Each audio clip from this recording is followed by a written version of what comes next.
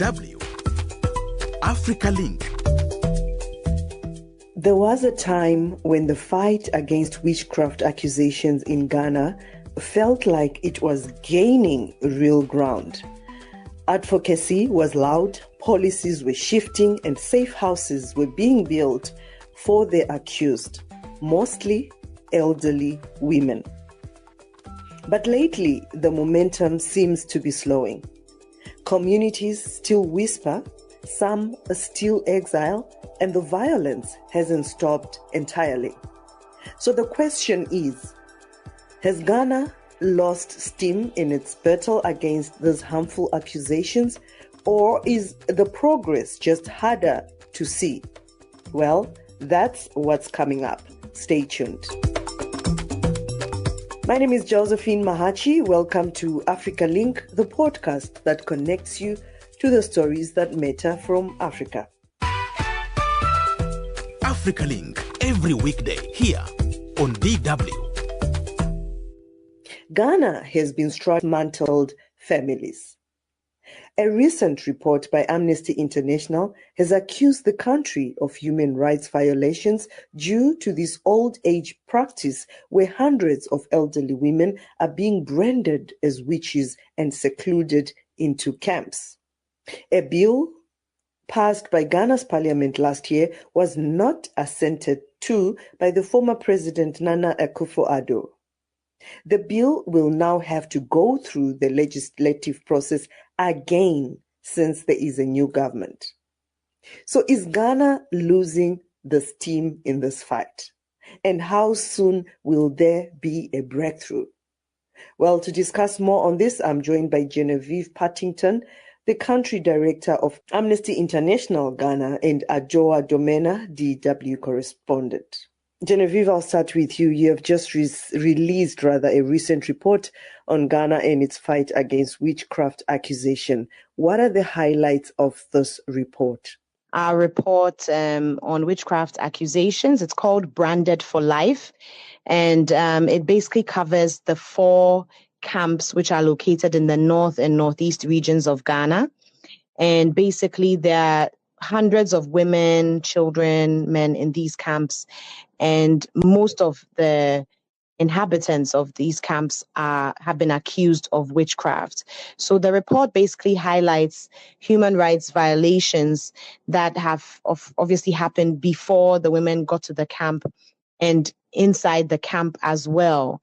And you would realize that a lot has been happening. There's lack of fundamental human rights, basic rights. For example, access to water is a huge issue in all the camps. Access to housing, good housing. Some of the camps, they have mud houses and the roofs are basically falling off. So when it rains, there's flooding in their rooms. A number of them have to share their rooms and compound houses.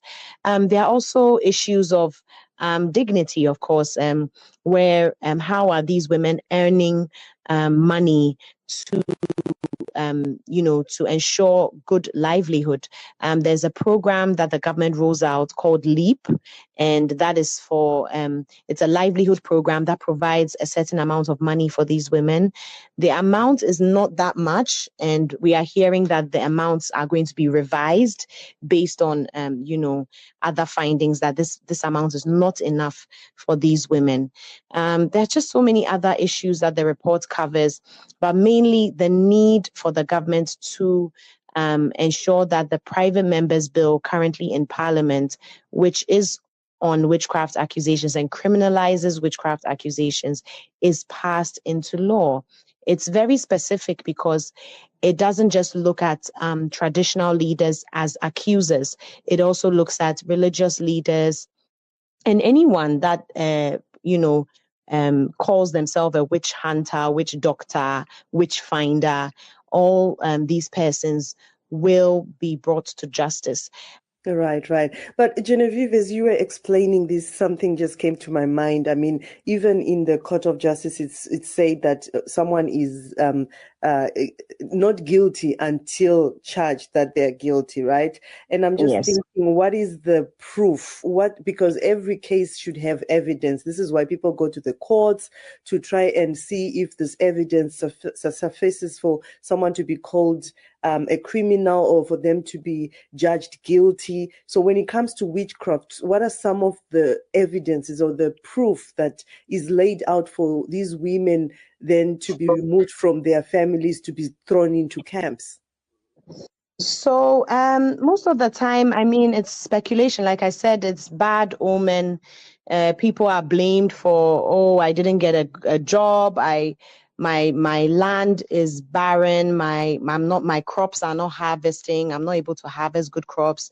I'm not getting pregnant, and oh, I had a bad dream, and I found this woman in my dream tormenting me. So a lot of the time, that is the reasoning behind accusing someone when you saw the person in a dream. And then these women are accused. And then a lot of the time, these women, either their houses are burned to the ground, they are beaten, and they are chased out of their communities. So unfortunately, during this process, it becomes very difficult to report, because a lot of the time the perpetrators are actually family members. So sometimes there's this guilt about reporting a family member or a neighbor that has accused you.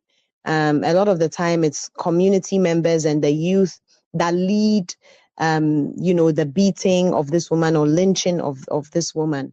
And these are some of the factors that you can use in court, because most of the time they are chased out of their community.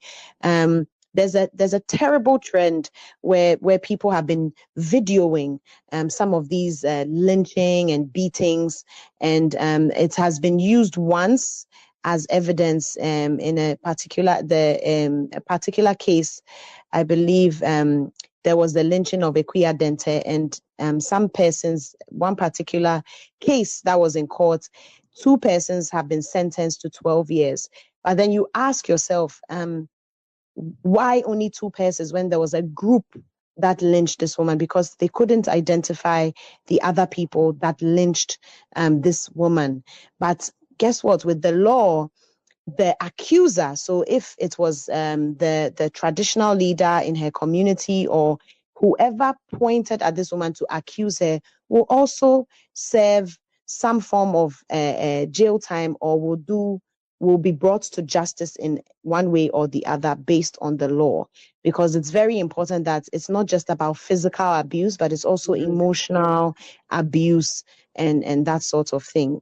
Yeah, I mean, it's for me, it's just a bit unfortunate, because who can prove a dream? And dreams are dreams, right? But let me just turn to you, Ajoa. You are our correspondent. In your reporting, why does it appear it is difficult to deal with the issue of alleged witches in Ghana? For me, it's important that we understand the root reasons. And I think Genevieve was giving some of the reasons. And you asked a very important question about how you're able to prove that somebody is a witch. So that's where I'll take this question from. It's usually a matter of spirituality. And so, for instance, somebody will go to a fetish priest or a pastor, and they will tell them, oh, this thing that's not happening well in your life, it's because of so and so. And once that accusation is made, for instance, there are communities that can come together and say, our community is not progressing, so let's go to the fetish priest, the local fetish priest. Then once a name is given, then the entire community will rally and lynch this person, because we have sought spiritual intervention, and it is assumed that once the fetish priest agrees that this person is the one worrying the community, then we can go after them. So it really is a deeply rooted mentality among a lot of communities. And sometimes we tend to say that it's only prevalent in the northern Ghana, but even in Accra, late last year, just a few months after the bill was passed by Parliament, we had a man who was accused to be a wizard. he was nearly lynched. It was just the police that intervened for him to be saved. So a lot of these, and in my reporting, I've seen that a lot of these are deeply rooted. Even people, and Ghana is largely a Christian nation, but even people who go to church would have divided opinion when it comes to the branding of somebody as a witch. To tell you what, I think that Genevieve will even have more information on this, but I think that the number of cases that have been reported are way low than the number of cases that have not been reported, because, again, bringing in the issue of tradition, people think that these are issues of spirituality, and so that you can't, the lines between spirituality and the law really are not clear, so you can't really bring issues of spiritual matters into the law unless there is a clear commitment from the authorities to say that, yes, we have passed this bill, yes, we have assented to this bill. Then people will know that, okay, if I do this, even if I call somebody a witch, or if I accuse somebody, the law can deal with me. If I am a fetish priest or a pastor and I engage in labeling somebody as a witch, the law will come after me. And the sanctions are clearly spelled out. Then it will deter people. Then we can make progress in dealing with the issue. In your reportings and findings, do you see that Ghanaians are really angry with the practice, or the reactions are sort of like divided? Yes, it's a divided reaction most of the time. But here's what I've seen about Ghana and the communities, and when some of these issues happen, the anger is only seen when you hear reports. So it's not something like LGBTQ plus, where you find the majority of Ghanaians, even on a daily basis, once you ask them about it, they have a stance, they are strongly against it. Witchcraft accusations is something a lot of people are in the middle. So unless it happens, unless they see the torture that people are being subjected to, then they'll say that, oh, this is bad and we have to stop it.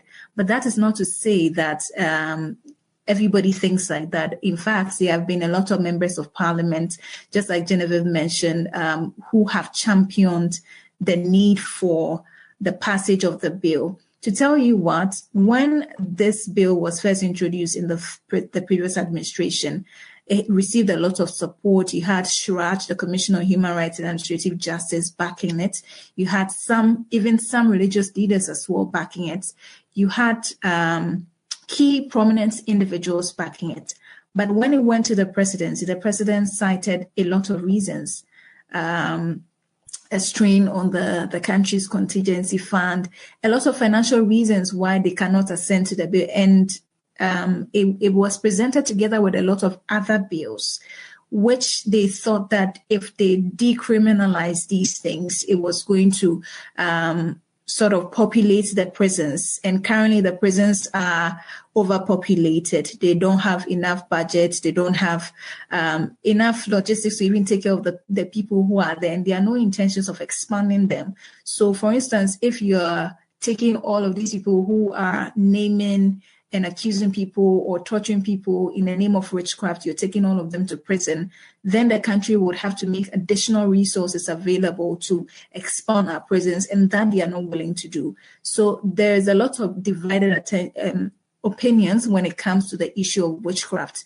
But on a personal conviction level, you still have people who say that, yes, we think that the lynching is not good, but there has to be investigations. So people still believe that once an accusation is made, then there could be a semblance of truth in there, which all boils down to the issue of culture and the mentality of a lot of people. But to answer your question directly, there is indeed split opinions whenever the issue of witchcraft or its accusations are mentioned. All right. Now just to touch on also the accommodation, like you said, government, of course, has to look into this, especially with the prisons. But Genevieve earlier mentioned also in the report now the camps that these old people or the witches, alleged witches, are taken to, the living conditions are not good. Tell us about the victims of this practice. Where do they mostly live? And I mean, the environment, the communities. Has it also been so difficult to reintegrate them? Because, I mean, imagine a camp of people who are accused of being witches is just next door to my house, things like that. Tell us about that. So let me start from where you ended, the issue about reintegration. It's quite hard. Late last year, I worked with a colleague on a report about one of the alleged witch camps actually in the northern region, Kuku. And even though there have been series of actions by the Commission on Human Rights to integrate the people, it's quite hard because the discrimination still persists and strongly. For instance, they are surrounded by other neighboring communities, so it's difficult for them to access or go to. For instance, if there's a market in the neighboring community where they can buy foodstuffs to cook for themselves, it's difficult for them to go there and buy these. It's difficult for them to go to other communities to access water, and potable water in these areas. It's not there. So the sanitary conditions the people are subjected to, and I'm tempted to use women because a large number of the people who live in these camps are women, elderly women, and you find that not only do they not have access to basic necessities or amenities, but some of them are very old and frail as well. And so you find that their health is failing, but even accessing healthcare is a problem. If you've seen videos or been to one of I have not been there, but I've seen reports. I've been in close work with journalists who have been on the grounds, who have shown me videos of these women, some of them talking to you and telling you, I don't even know why I landed here, because somebody just woke up one day and said, I am a witch. And so I have been secluded from the society. It's hard. The living conditions are terrible. And Shraj is doing some work. Last year, I spoke with one of their resource persons in Kuku, and he says that they are working with the communities in these neighborhoods to at least educate them and tell them why, even if they are not accepting these people wholly back into their society, they should give them access to some of the amenities so that they can also have the least dignified life, even where they are. Right. Now, Genevieve, while we wait for the law to be enacted, how then should Ghana be handling this issue, in your opinion, especially when it comes to protecting these victims, as Amnesty International, of course? Yes, so for us, I mean, we will continue our advocacy work. A lot has to be done in terms of public education. There are several civil society organizations that are already pursuing this. It's extremely important that we continue with this work, and especially in terms of reaching out to the areas specifically that have these camps. Like Adwa said, it's even happening in Accra, it's happening in other parts of Ghana, just that there are no camps to run to in this case. So the education needs to continue on our side. There actually is a coalition against witchcraft accusations. It's made up of members, individuals, different civil society organizations, and mental health authority, etc. And they've come together and they've been doing a lot of public education around these issues on spirituality, culture, having conversations with religious leaders, especially. I must say that the convener of the coalition is a religious leader himself. So, he does a lot of work. His CSO, which is called the Sana Institute, does a lot of work regarding education of religious leaders in the repercussions and the consequences of accusing especially women of witchcraft. So from our side, aside the law, we must continue with the advocacy. We must let people understand that this is not right and it is actually a human rights violation. Thank you. Right. Now, as we wrap up our discussion, Genevieve, what can then Amnesty International do to force action from Ghana's government to commit to tackling this matter? And also, like I said earlier when we started, it's not just Ghana. This is everywhere in Africa. I know this struggle is there. Also, just advice in terms of how other African countries can handle this issue. Yeah, so I mean, again, we're already in talks with government. It's about, a multi-stakeholder approach. Office of the Vice President has shown keen interest in the issue. Ministry of Gender has also shown interest. Always, they are very concerned about the issue of witchcraft accusations, and of course, the Attorney General's office as well is a partner we have been speaking with at length, and they are also very much concerned and have shown that, should the bill be passed in Parliament, it would receive support from the government.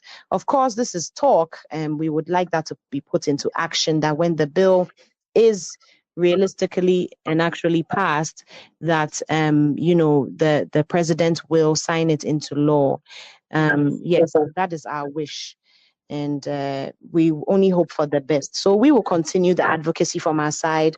There's a need for public education, but there's also a need for laws to be put in place. So if you can engage your policymakers, your lawmakers, that would be great as well. Thank you. All right. Thank you so much, Genevieve. And now, Adjoa, just to wrap up with you as well, do you think the media, especially local media in Ghana, is doing enough to bring sensitization, especially in regards to this topic, to the people of Ghana? Once the issues happen, you have media reporting on it. Some of them will go as far as condemning it in their panel discussions. They'll put topics related to this discussion on the airwaves at prime time, so that at least people will get sensitized and know that just accusing somebody or having a feeling that somebody is a witch is not enough to beat them or even mass up against the person, or gang up against the person to the point of killing them. But there's only so much the media can do. There's only so much everybody can do if there is no framework that exists to punish perpetrators. And I say that the media is doing well, but we can do even better. We can dedicate, for instance, documentaries, go into these camps, show the living conditions, go into the communities which are tempted to discriminate against these people, tell them why, through our work, through our reporting, through our documentaries, through our features, tell them why it's bad or it's terrible that somebody is already being subjected to this level of inhumane treatment, and then you're discriminating them on top of it. So the media is trying, but I think they can do better. But it all again boils down to the government insisting on assenting to the bill. We have seen that Shraj says it is going to engage the president on the matter. We have not heard the president state his position yet on it. We know what the former president thought of the law and when it comes into force, but we are waiting to see something positive come out of this bill once it goes through all the legislative processes and it's finally passed. And then maybe the president can assent to it and we can begin the process of nipping this in the bud. Genevieve Partington, the country director of Amnesty International Ghana, and Adjoa Domena, DW correspondent, many thanks for joining us. At the Africa Link podcast, we always look across the continent to see how the stories we are dealing with play out or at times even overlap. And talking about accusing people of witchcraft, it is not only Ghana that the practice exists. It is also a problem in Cameroon, Nigeria, Democratic Republic of Congo, and Central African Republic. The question is, when would the practice stop? Well, it seems more needs to be done to tackle this old age human rights abuse. That's it for this edition of Africa Link. Remember, you are not just a listener, but a crucial part of our community, and your engagement can shape the direction of our discussions. We value your insights and encourage you to share your thoughts with us. You can find all of the Africa Link podcast episodes on Spotify and Apple, or wherever you get your podcasts from. This episode was co-produced and edited by Isaac Kalechi. My name is Josephine Mahachi. Thanks for listening. Until the next one, it's bye for now. DW News. Here are today's top news stories and why they matter. Rescue efforts are underway on the Congo River after a packed passenger boat caught fire and capsized, claiming the lives of at least 50 people. Hundreds more are still missing. Many survivors, some with severe burns, are now being treated in local hospitals and shelters in Mbandaka. But here is the bigger picture. This isn't a freak accident.